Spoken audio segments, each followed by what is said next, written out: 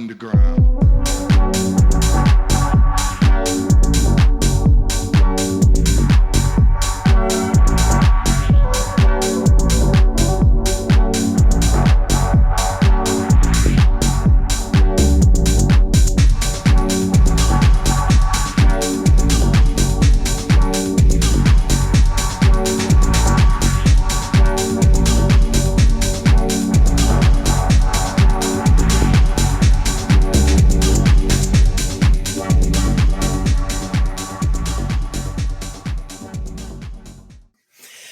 We'll go ahead and get started. Hi, guys. Welcome to Out of Battery, Not So Live.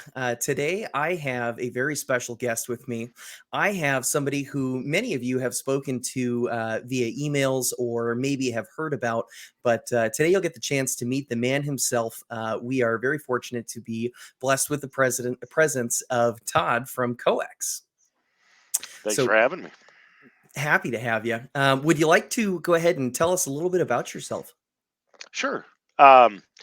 So I am the owner of COEX 3D, and COEX has been around for a while. I had the opportunity to learn about this business from a previous job that I had, and then when COVID hit and the world was upside down and turned around and backwards, I was asked to become the leader of COEX and the director of COEX. So that happened in about April of 2020. I will full disclosure, I knew nothing about 3D printing prior to coming on board. My background is sales. My background is management. And that's what the owners of the business were looking for, was a leader to be able to grow the business and guide the business and direct the business. And we had other folks that had more knowledge about 3D printing and additive manufacturing. But I very quickly fell in love with this business. I found 3D printing to be fascinating. Our bread and butter will always be uh, producing the filament. I've always been around manufacturing. I've been fascinated by manufacturing. But that tie-in just really became almost an obsession for me. And after running the business for a couple of years, just this past July, I made an offer to the previous owners of would they be willing to sell the business to me. So I ended up buying the business in July of just this year. So that's something that's pretty recent. The the business, I guess, one of the things that I was so fascinated by it is I love the technology of 3D printing and the places that we could go. And as the leader of the business, when it was owned by a group of people who owned a group of companies, every decision that we had to make basically had to go through board level decisions and investments and different direction and where can we take the company and what can we look at for different products and product expansions. And that became painful as a leader of the business. So, but my thought and hope was that if I own the business, that those decisions would be much more expeditiously made, since I didn't have to go in front of a board and get everything approved. So that was my motivation. And it's been really exciting and fun. And the product that we introduced, of our Nilex product, is probably what we're known most for amongst your space. It's not where we started. It's a product line expansion, which has been very, very good. But PLA, PETG, ABS are all still very important to us. And just to kind of give you a little bit of a rundown of who COEX is and what it's all about is we kind of look at our customers in three different segments, and there's a ton of crossover amongst these three. But one segment is the hobbyist market, and that can be all different types of people, right? And it could be people that are out of battery and 2A enthusiasts. It could be people that are printing a Grogu to give to their nephew for a birthday. It could be anything. But the hobbyist sector is a very important part of what we do. I would say the majority of hobbyist users they don't often spread their wings outside of PLA. Um, Many people, that's all they print for the entirety of their printing life. But we have a number of users that use PETG, and of course the Nilex as well.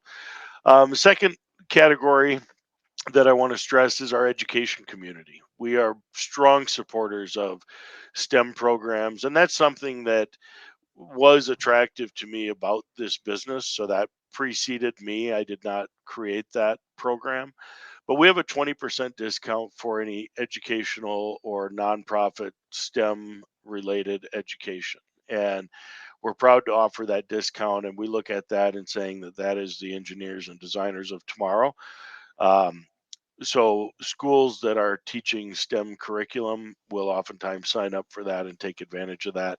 And we encourage any of your audience, if you are a teacher, if you know teachers, reach out to us. There's links on our website to sign up for that. And we can talk more about that. And then the third segment is the commercial. So we've got a lot of commercial customers that do everything from high volume printing to low volume printing. So those three segments, really the hobbyist, the education, and the commercial sector is what we do. Hmm. Absolutely, and that's quite a bit of business. Um, we typically on Out of Battery like to go through a pretty standard set of questions for interviews Sure. that are definitely a little bit more oriented to people who their primary use for printing, or at least the one that they'd like to be known for, is that they're printing 2A related stuff. So we'll modify those a little bit for you. And my first question for you is, how did you first find out that people were using your filament to build guns? Probably through social media, is where we saw it most. And really, it wasn't.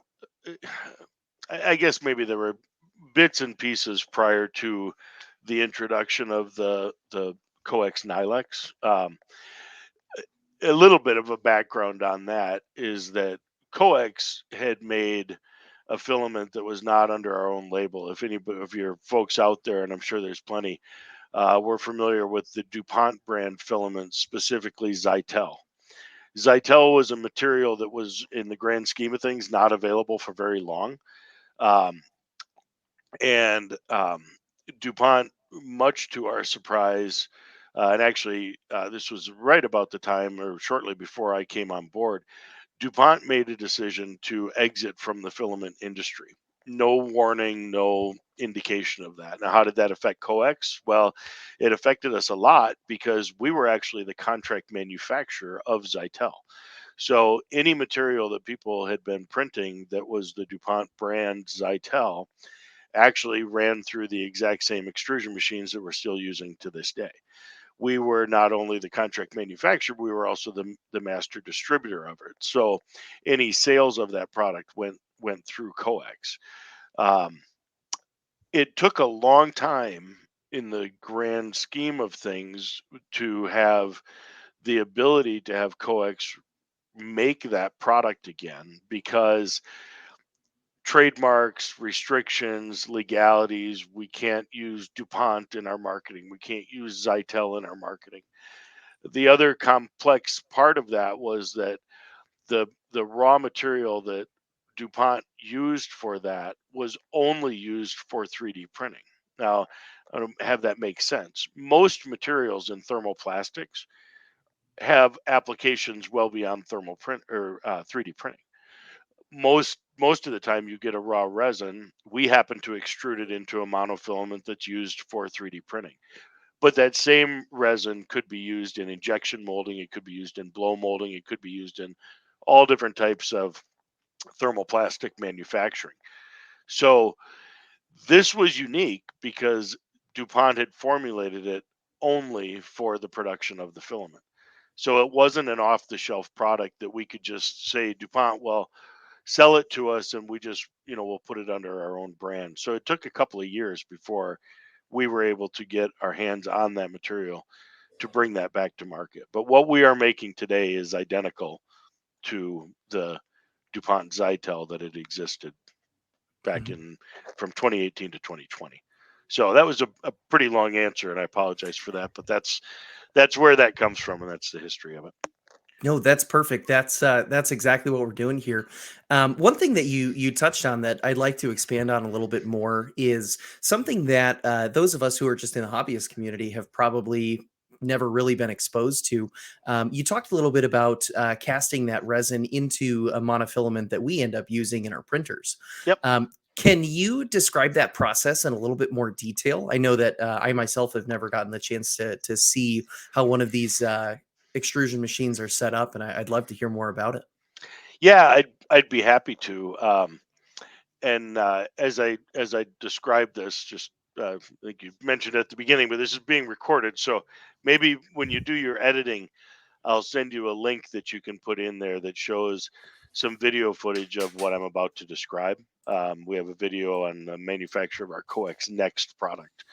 So the way extrusion works on a large scale is you start with a raw plastic resin, which is essentially a pellet, and the pellets are, let's say, they're not 100% consistent in size, but probably about a 5-6 millimeter diameter pellet, uh, round pellet typically. Those get fed into the primary hopper of an extrusion machine. The only other ingredient that gets added is the colorant. So then the colorant is added through a secondary hopper, and colorant in thermoplastics is extremely concentrated. So when we make, say, a red PLA, the red colorant that's added is added only at about 2%. Colorant is typically 2 to 4%, and that's why you don't see much print variation difference from one color to the next, because the color is such a small part of the ingredient.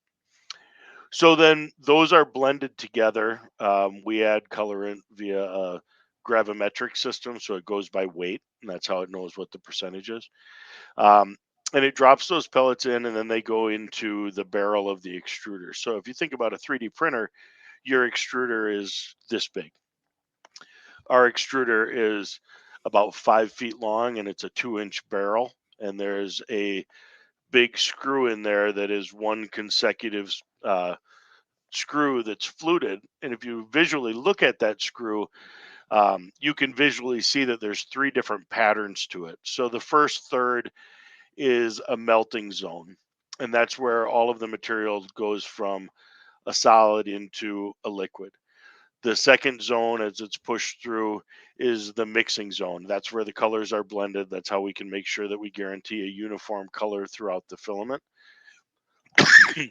Excuse me. And then the third zone is the high pressure push zone.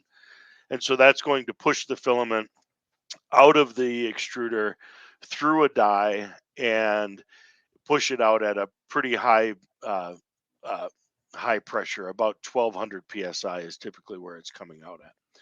So that filament is then essentially being pushed out the end of the barrel at approximately about a 4 millimeter diameter, significantly different than what you're running through a printer. And about 40 or 50 feet away from that is a puller that will stretch that filament. And when you pull a filament, that's how you can create a uniform, consistent diameter throughout, is by pulling at a very steady rate. The filament doesn't get measured until just after the puller, so that we know that we're getting a uniform size. The way I always describe it to people when we give tours here, if you take a piece of chewing gum and pull it out of your mouth and it stretches and stretches and stretches and doesn't seem to want to break, that's kind of how filament is being made. You're drawing it from a larger form and drawing it into a smaller form. And then once you get the exact right speed, where we're getting a 1.75 millimeter filament, then you lock in the speed that you're pulling it and the speed that you're pushing it, and it will just continue to make that diameter. But our measuring process, the brand is called a Zoombach system. Um, and it's a dual axis laser that shoots a measuring laser at the filament on the x axis and the y axis. It compares those, and we hold ourselves to a tolerance of plus or minus zero point zero 0.03 millimeters overall. Um, very, very tight tolerance that we hold to. Um, and we measure also for ovality. So it is possible that if you have an x-axis and a y-axis, might balance out to 1.75 millimeters, but it might be oval in shape. Well, that's no good either. So we hold the ovality also to a plus or minus zero point zero 0.03, so that we're always keeping that tolerance. Then from there, it's obviously a single strand monofilament, and then it goes directly onto a spooler. And there are manufacturers that will spool onto very, very large jumbo rolls, 50, 100-pound rolls. And then when they need to make a 1 kilogram spool, they'll downsize from that master spool or down spool it. We choose not to do that. We do everything directly onto the spool. So if we're making a 1 kilogram spool, we know how many feet that takes. Obviously, you can't measure weight when it's flying through at um, about 200 feet per minute, 220, 240 feet a minute is what we're the speed that we're pushing it out at. Um, and then we're just constantly changing those spools over. So when one spool is full, then it transitions over. We put it on the spooler itself has two different mechanisms, and it's a manual process to trade one over to the other. So it's a overall the machine is about 80 feet in length. Um, and it's a very involved process to make filament. Our machine operators are very, very skilled, very experienced, and there is a science all to itself of producing the filament. Mhm. So we always tell people, people will say, "Well, maybe I'll just get into making my own," and I say, "Go for it," because it's not as easy as what people think. Yeah, that It's a really cool process. that process sounds like there's.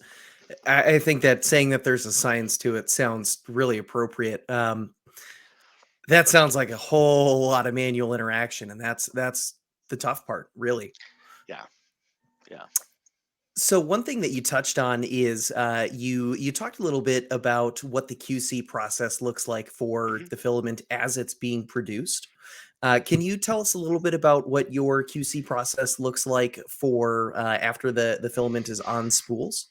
Absolutely. I'm actually going to start a little bit before that. So our Yeah. initial inspection is of the raw materials that come in.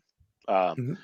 We do keep a climate controlled environment because raw materials, just like the finished filament in its raw form, is very hygroscopic, and the raw materials are as well. So we need to control the humidity in our building as best as we can. Um, but when a Gaylord of material comes in, a Gaylord box is generally about 17 to 1800 pounds of raw material. Um, we will always do a moisture sample check on that and find out what the moisture level is of the material. Different materials have different acceptable ranges. Most of our materials, uh, prior to going into that hopper that I described, actually will go into a dryer system 6 or 8 hours prior to production. So all of the filament is dried, or the resin rather, is dried to a uniform amount. Then it runs through the machine. Now, one part I didn't mention in the machine that is very counterintuitive to what you would think, because we all know that moisture and humidity are the enemy of filament. The filament actually draws through a water bath, and that's how it cools from 500 degrees down to room temperature. Um, when filament crystallizes around the outside, that does prevent it from soaking up all that moisture. But amazingly, the only way that you can make plastic into a monofilament like that is if you have a water cooling system. Um, so, because we've just run the filament through water, and when it comes out of the water, it gets blown off with air knives to get rid of any moisture that might be on there. Um, but we will then also take that spool of filament, and we have a big industrial dryer that was made just for us. So every spool that we make in a given shift will get stacked onto a cart. That entire cart then rolls into the oven, and then we run that oven for, depending on the material, between 6 and 10 hours of a low, slow drying process. And then the next day or the next shift, two shifts removed from that, would be when they'd roll that out, and then it goes to the packaging table. So the process of measuring it has been done during production. The process of testing it is making sure that that the filament, does that it's dried properly and it has a low enough moisture content in it. and then it's vacuum sealed. So in the vacuum seal, and then it goes right into the box. Um, as you can imagine, it's impossible for us to test every single roll of filament, nor would it be worthwhile to do that.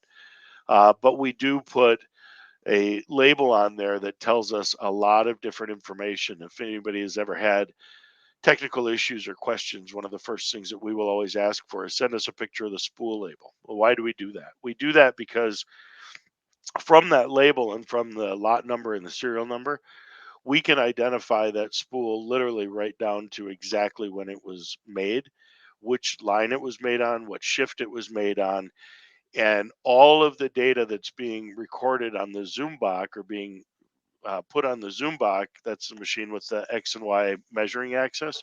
Mhm. We can reference that back, so we can go right down to the minute and know exactly when that spool was made. Did it maybe have a misreading? Was it out of spec? Is there a bulge in there somewhere that for some reason the alarm didn't go off or the operator wasn't aware of it? But most importantly, we like to look at it from a date code standpoint too. If somebody says, hey, this filament is bad, well, maybe they've had it sitting open in their shop for 8 or 10 months, and the label will tell us that. But mostly, it's we track that so that we can make sure that we've got good product. It could be that, boy, who knows? Maybe there was a bad batch of colorant. Maybe there was something, and if one person lets us know that they had a problem, we can then be on high alert to was there anything else in that batch? And if we see, complaints over and over again from the same batch, then we can become more proactive there and taking care of stuff. Um, so that's what the process overall looks like. So the QC is kind of start to finish, literally from the time we receive the materials right up until it gets packaged and put on the shelf. Mhm. And one thing that you mentioned that I absolutely have loved about working with you guys is you guys stand behind your product. When I've had issues with eSun and Duramic PLA, I've never been able to get a straight answer from any of them. And every time I've ever reached out to you guys with a question, I always get an answer back, and I absolutely love that. It feels like you guys really do want to support your customers, which the benefit of that I think is understated way too often. Well, thank you for saying that, and I especially appreciate the compliment, but also the companies that you gave an as example of those that don't do that. To be a U.S. manufacturer means a lot to me. There's it costs a hell of a lot more money to make product in the states than it does to make it in China. But if you're an ESUN or somebody like that, and not to slam any competition, but um, that product has come from overseas. Good luck getting in touch with somebody who makes it. Even if you can get to somebody who's a distributor of it, they really don't have any ties to it. All of our customers buy directly from us. I mean, we do have some resellers, some brick and mortar resellers. Hobbytown is one of them. I'll put in a plug for Hobbytown. There's about 106 hobby towns across the country, and our filament is in about 25% of them. We're trying to grow that number. But even our resellers, we actually tell our resellers and we encourage our resellers, we want to be your technical support arm. We want any issues, questions, concerns, bring those to us and let our team deal with that because we're better at handling those questions. And if there's problems, resolving the complaints. And if somebody just returns a spool of filament, well, we don't know anything about it. We can't get better. So um, I do appreciate you saying that. And one of the reasons that we are who we are, I think, is because when we have customer concerns, we can probably take care of a problem and fix it before it becomes a concern for anybody else. So we're always on the front end of stuff instead of trying to chase our tail on the backside of things. Mhm. Or at least we try to be. It's Yeah. not it's not always a perfect science. Absolutely. One thing that kind of goes hand in hand with supporting customers, and something that I think has become a little bit more relevant now, especially with really prominent YouTuber, the 3D Print General, getting his own color with Polymaker, is talking and working with the people that you serve to develop new products. Hmm. Can you tell me a little bit about what that process looks like for COEX? Yeah, let's take a special color kind of first, and then we'll talk about a different process. So when we make colors, we do rely on and I should also say that not only are we a U.S. manufacturer, we will only deal with suppliers that are here in the U.S. as well, from resin to colorant suppliers. So when companies are out there making colorant, they're making colorant not just for 3D printing. And as a matter of fact, 3D printing is a pimple on an elephant's ass compared to the grand scheme of thermoplastics. 3D printing is very, very tiny, infinitesimally small.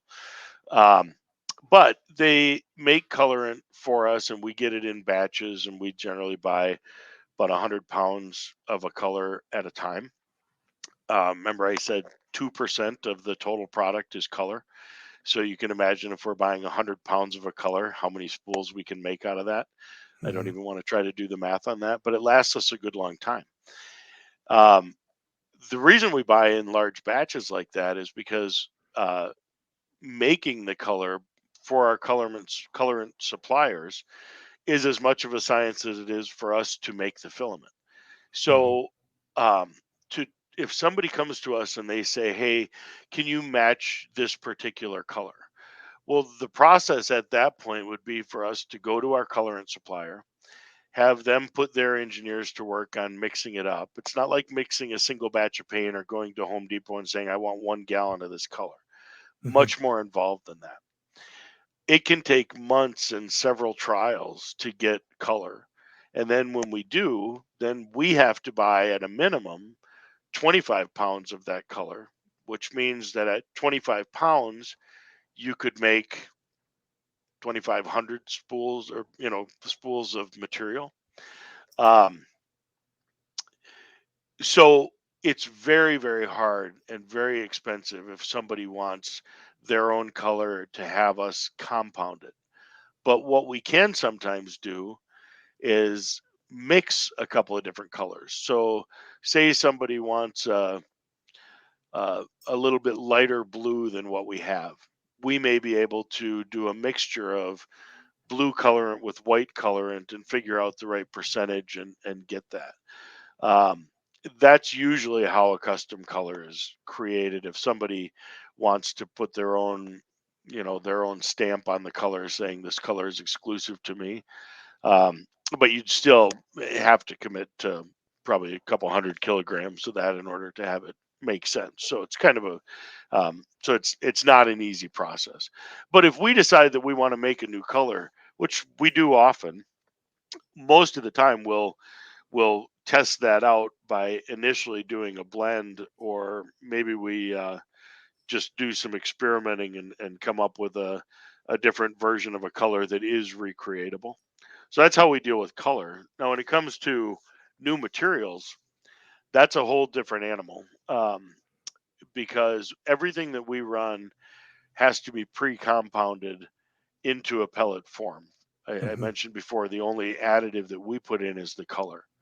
So if we talk about like the glass-filled Nilex, um, the manufacturer of the pellets has already pre-compounded 30% glass into that. So when we are looking at a new product, we will work with our suppliers and try to come up with a copolymer blend.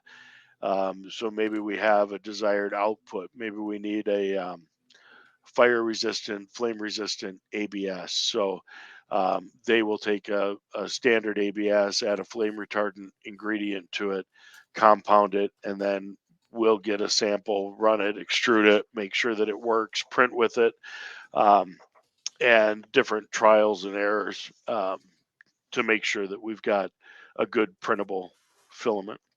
Um, so introducing a new filament type is involved in and of itself. Usually, we'll make sure that there's enough customer demand for it. One right now that we're getting a lot of demand for that we don't offer is ASA. ASA is Mhm. kind of in the ABS family. The A and the S are um, uh, styrene.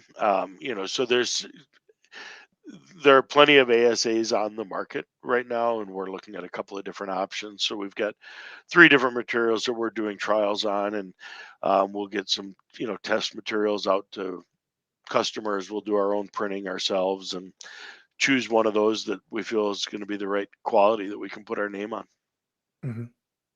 Absolutely. And hearing about the ASA is awesome. I know that's that kind of feels like that's the middle ground that's starting to develop within the community of a trade-off of rigidity and strength and heat resistance. So things you're not really getting with the PLA, but getting a ton of with the Nilex, but at a higher cost. So Yep. Yep. the ASA is really exciting. I think that talking about the different filament types is a really fantastic segue. I have a couple of pictures here that I'd like to show. So we have right here. We have the carbon fiber Nilex, which that is a product that folks can't get any longer. Is that correct? Yeah, right now we're in a holding pattern on that, and that comes down to quality and us feeling confident putting our materials out there to the public. What we ran into with that, and sadly we don't really have a solution. We don't have any real recourse, but the raw materials that we have on hand right now, when we extrude those into a filament, which we can do, but what people were experiencing was they were getting clogging in their nozzles, like well beyond what the expectation should be. Our theory on that is the raw materials were probably loaded at either a higher percentage than what they thought, or there wasn't a fine enough grind to the carbon that was added to it. And this would be at the microscopic level. But if those carbon fibers are twisted together, which you're not going to see in a 1.75 millimeter filament, but when you push it through a point 0.4 or a point 0.6 nozzle, and those clogs aren't dissipating, or the cluster isn't dissipating, it's clogging that nozzle, and people are having failed prints. It kind of happened almost overnight, that people were having those problems. So we started doing some test printing here, tried to replicate what others were experiencing using a similar machine, similar setup, similar nozzle, and sure enough, we saw it ourselves. So I mean, we knew that customers were not making anything up. There were real problems with it, and we've tried every single scenario that we could use to produce it differently, different temperature settings, different.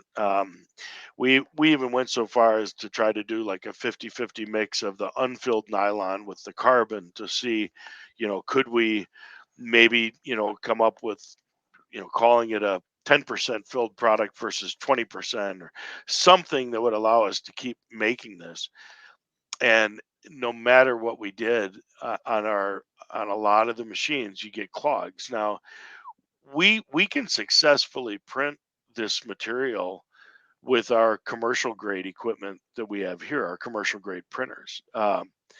But because we can't really control who would buy this, if we make it available to everybody, unfortunately, what we're probably going to find out is that we're just going to have more people with problems, and problems cost money. They cost money for the consumer, but they also cost money for us because we want to stand behind what we do. So, if I sell a bunch of spools of these and then have to send out warranty replacements or refund the money, that gets to be painful. So we had a Mhm. very, very tough decision to make as a business, and right now we just put a hold on it, which is it's costly because I'm sitting on about $20,000 worth of raw materials, that we won't produce into a filament until we can have a solution. And unfortunately, I think the solution is, we're going to have another batch of these made, and maybe even need to reach out to a different vendor. And we're in the process of exploring that. Um, But the glass filled material that we've had no issues like that, and that has been a great product for us. So we would love to be able to bring the carbon back. I think the carbon, there's a stigma to it, and there's a thought there that people, there's a coolness factor of saying it's carbon fiber over glass. The reality is the glass filled is actually stronger than the carbon and always has been. The carbon was filled at a 20% fill ratio. The glass is filled at 30%. um, some people have probably seen some of the fun videos that are out there and things that have done where we made a nail, 3D printed a nail and pounded that into a piece of wood. A number of other people replicated that, and had, and were able to do that on their own. We've had people make carabiners. We've had people make all kinds of different things. This morning on Twitter, I saw somebody had posted a a picture of a glass filled Nilex print and a Craftsman screwdriver. She was using the screwdriver to break away the supports, and it broke the screwdriver. Mhm. Um, so that was a pretty cool one. But that's where we're at with the carbon. So we are on hold with it. We desperately want to be able to make it again and offer it to our customers, but until we know that we've got a good product that isn't going to give our customers problems and failed prints, we're just going to keep it on hold for right now. Yeah. And I know as a business, that's a really tough pill to swallow. You mentioned that you guys are taking some pretty heavy losses by deciding to take it off the market. But I think that that shows a lot of integrity as a business to be able to say, "Hey, we're not willing to put out a subpar product." And I know that it's really disappointing for some people, but I've always been a glass filled fanboy. So to me, it just makes you guys look even better. All right. Um, Thank you. Absolutely. And we actually have some examples of that, the glass filled here, Yeah. Yeah. which That's a beautiful print.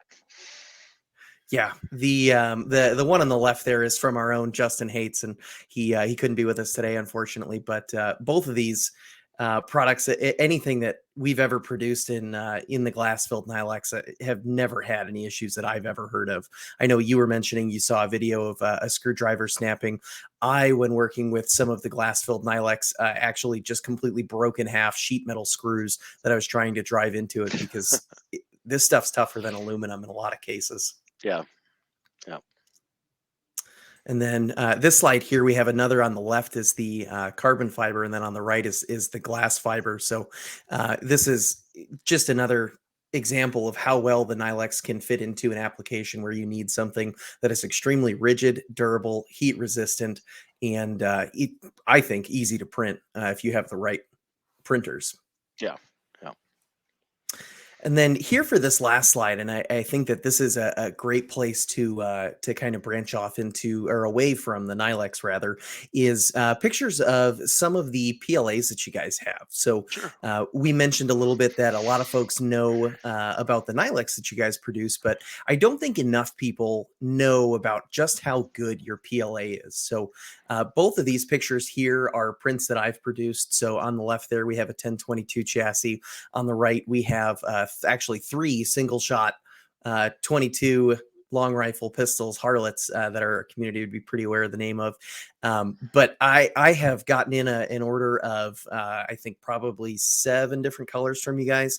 And every color that I've printed so far has come out just absolutely beautiful and tough as all get out. So I think that this slide's a great place to stop and let you go ahead and talk a little bit more about some of the other filaments that you guys produce. Um, I know we've got the PLAs here. I have some of your 30D TPU that I'll be printing here shortly. Um, so if you wouldn't mind, just tell us a little bit about the other products you guys have on offer. Yeah, no, I appreciate that. And I always love talking about, all of our materials. But well, the the thing that I guess everybody needs to realize is that there's a lot of PLAs on the market. There's a lot of PETGs on the market. There's a lot of fancy names that go into stuff. PLA Prime is what we call our upper level. But I hear PLA Plus, I hear PLA Tough, I hear PLA Pro, blah blah blah blah blah. A sad reality of the manufacturing side of 3D filaments is there is no industry classification that you have to qualify for to be able to name something, whatever it is. So I have people tell me all the time, well, boy, your regular PLA is better than the PLA Pro that I'm buying from XYZ, manufacturer off Amazon. Well, the reality is there's no one controlling that name. So we have a PLA and we have a PLA Prime. Our PLA Prime is a better material because it's made from a better grade of material than our PLA. Both are the same brand. We're an open book. We'll always let people know what materials we're using. We got nothing to hide because we only produce materials using virgin resins. So our PLA is made from NatureWorks NGO brand, and it's the 4043D, which means nothing to most people, but 4043D is a pure PLA virgin material. The counterpart to that for us, PLA Prime, is also made by NatureWorks, the same NGO brand, and that is made from a 3D 850 resin, which is engineered specifically for 3D printing, as the name 3D 850 would imply. 4043 PLA can be used for other applications beyond 3D printing. Both are a great material. Both print at almost the exact same specifications, and quite honestly, profiles for most people are the same for our PLA and our PLA Prime. But what you don't see in the difference is it doesn't show up on the TDS. It doesn't show up on different data sheets. It's really all at the molecular level, and it's about the chain crystallization, which means that when it goes from a liquid back into a solid, and every time you print it, you're turning it from a solid into a liquid and then back to a solid as it recrystallizes. And that chain crystallization process is much tighter in the 3D 850, which is going to provide a little bit more strength. It's going to provide better heat resistance. Sure, we've all had things where you leave a PLA print in your hot car in the summertime and it warps, right? That's going to happen with any PLA. It's going to happen with ours. It's going to happen with the cheapest PLA on the market.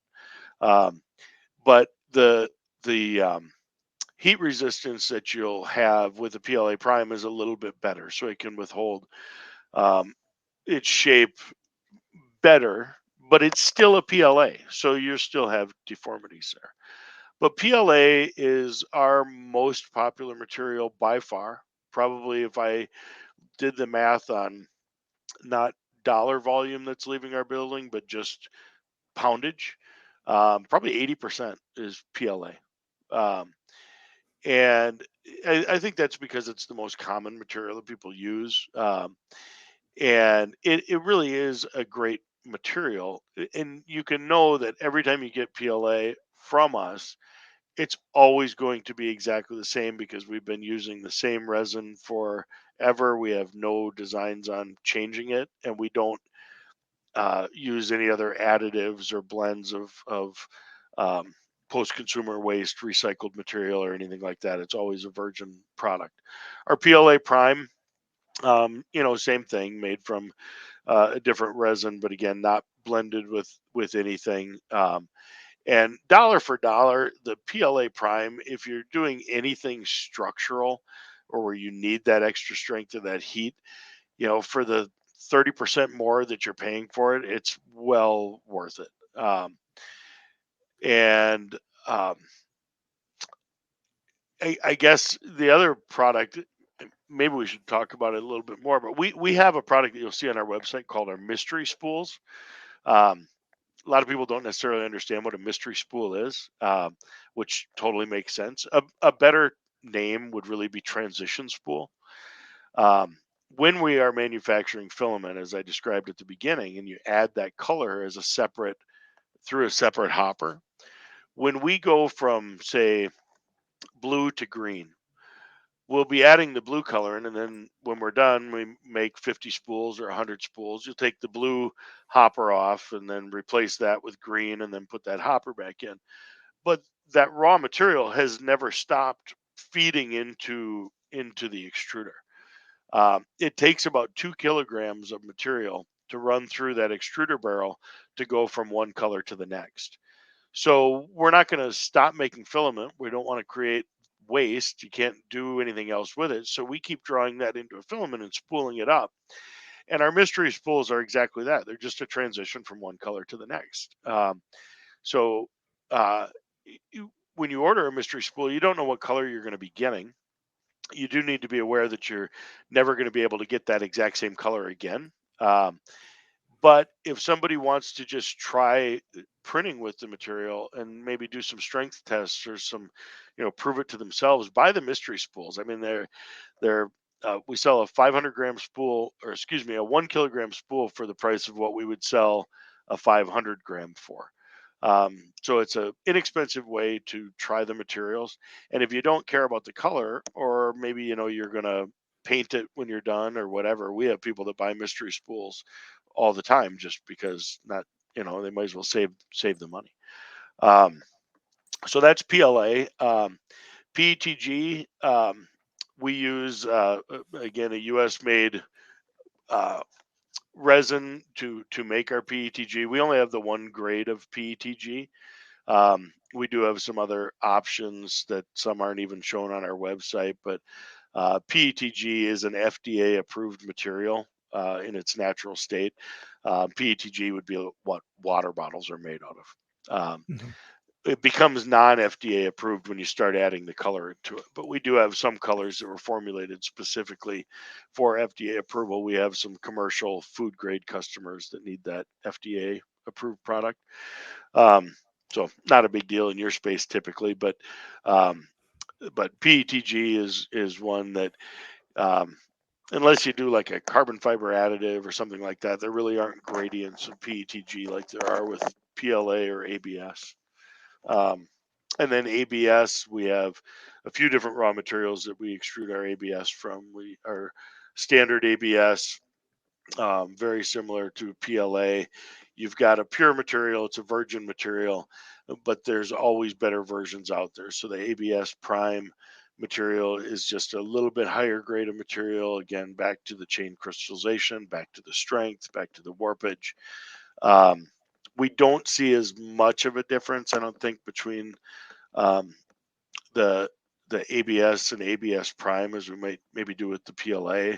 Um, when I first took over here, we actually had a material called ABS Pro that um, was about 3 times as expensive and about this much difference between the materials. Um, so we got rid of that. It just didn't make sense for us to carry that and add it to our product line. I didn't feel right about selling that and trying to charge somebody more for a fractionally better product. Um, and then so that's a mouthful there with just those three. Your question was to talk about TPE and TPU. You want me to jump right into that, or you want me to give my voice a break here? Well, ask another question. By all means, yeah. No, definitely take a break. I know the TPU and the TPE is something that I really do feel like the 2A and the 3D 2A community is going to really start making more use of it. One thing that I feel like there aren't a ton of easy, quick, concise, and also thorough explanations of the difference between the hardness ratings and when to apply certain types of TPU. Yeah, And you guys carry the gamut of them. If you wouldn't we mind, we we uh, we do. I wish I would have prepared better. I just unplugged. I think I can keep talking. I'm gonna go mhm, grab some samples that are right around the corner, and yeah, I'll show you some stuff. But absolutely. um, can you still hear me? Okay. I can, yes. All Mhm. right. So I'm just in my own little showroom here, gonna grab a few things. All right. I'm coming back. I promise. No problem. I don't know why I didn't think to grab these before. All right. So let's talk basic TPE, TPU terminology. Um,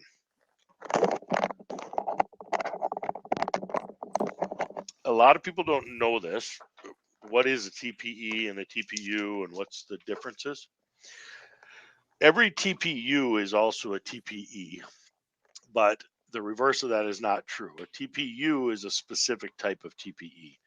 So TPE in its simplest terms, thermoplastic elastomer. So the elastomer means that we've there's a rubber agent of some sort, an elastic agent, compounded into the base plastic, and that's what's going to give it its flexibility. So you have a rating scale that is called a shore hardness scale, and the shore hardness scale will be measured.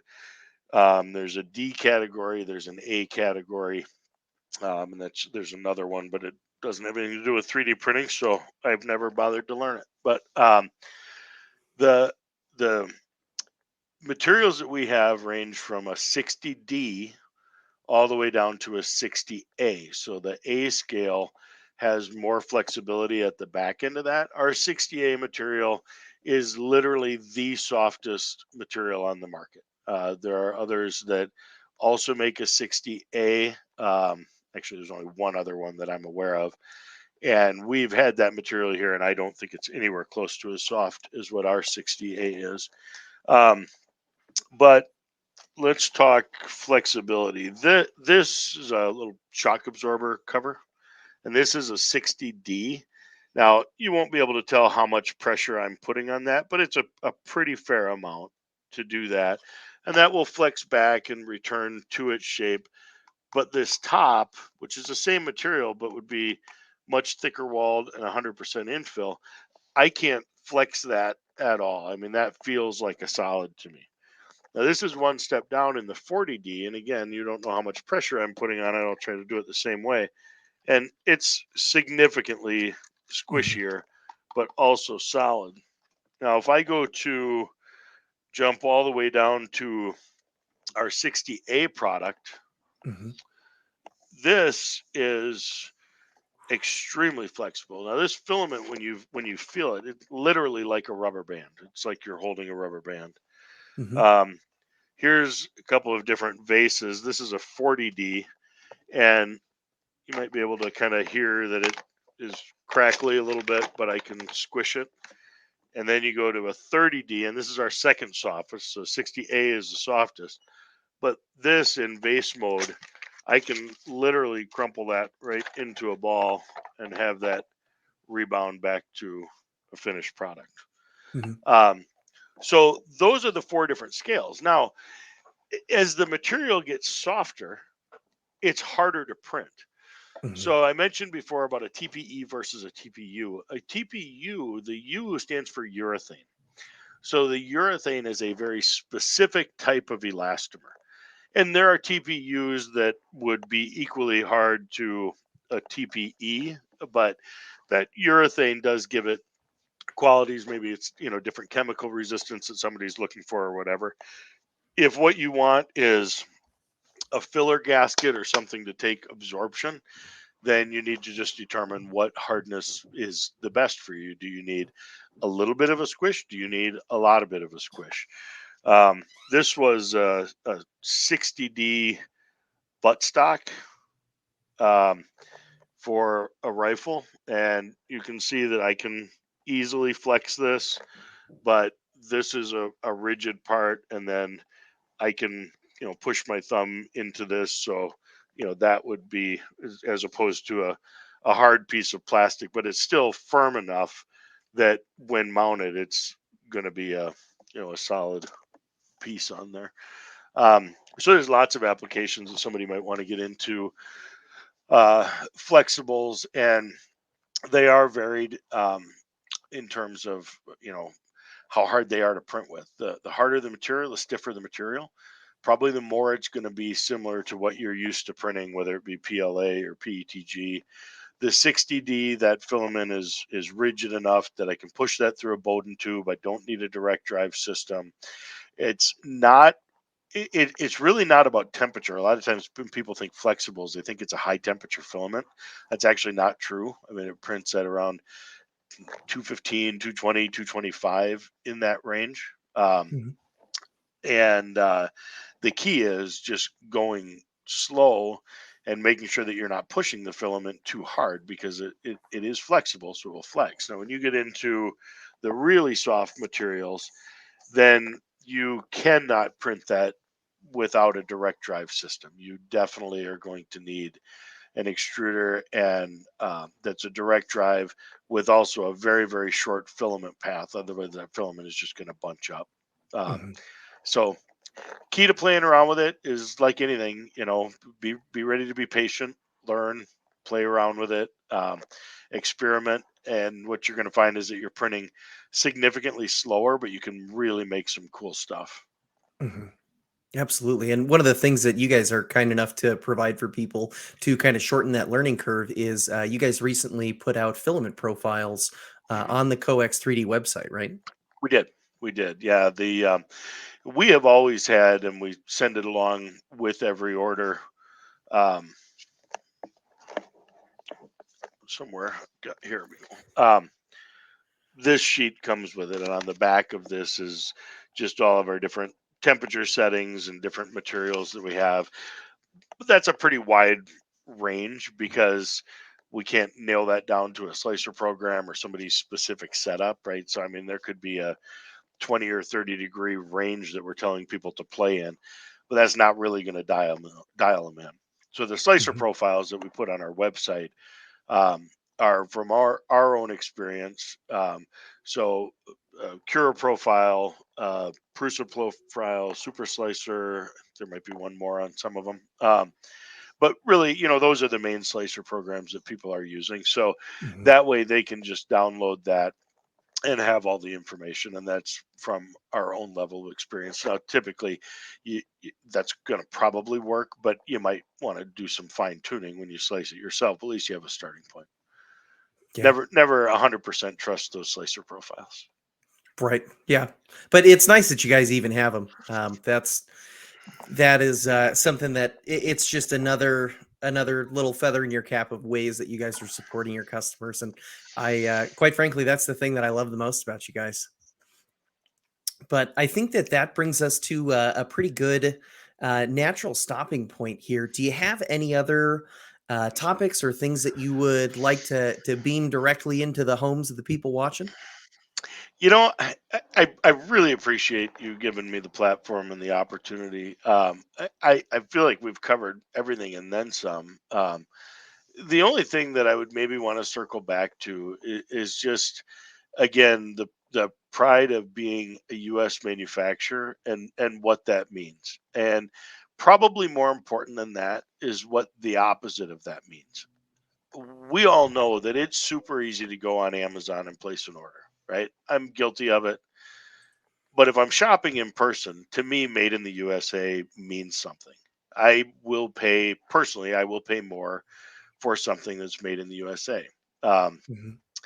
as a US manufacturer, I know what that means and I know why it costs more money to make stuff here.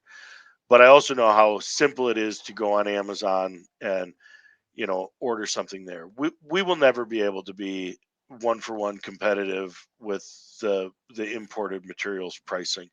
We do everything that we can to provide a great value for our customers. Orders over 49 bucks, you'll get free shipping from us. Are we going to be the cheapest material on the market? Never. It just can't happen. We stand behind our products. We're very proud of what we have. We think that we offer products at a very fair value. And we hope that people will think about that the next time that they place an order of instead of going to Amazon because, oh, well, it's just PLA, so I might as well pay, 21 bucks for it or whatever. Pay 27.99 from COEX and know that you're supporting a lot of great people that are working hard. And will stand behind what we sell. And that's what's going to keep us here for a long time, right? I mean, competition. I love our U.S. Competition. I think it's fantastic. There's not very many of us. I mean, there's really probably less than about 10 that are legitimate U.S. manufacturers.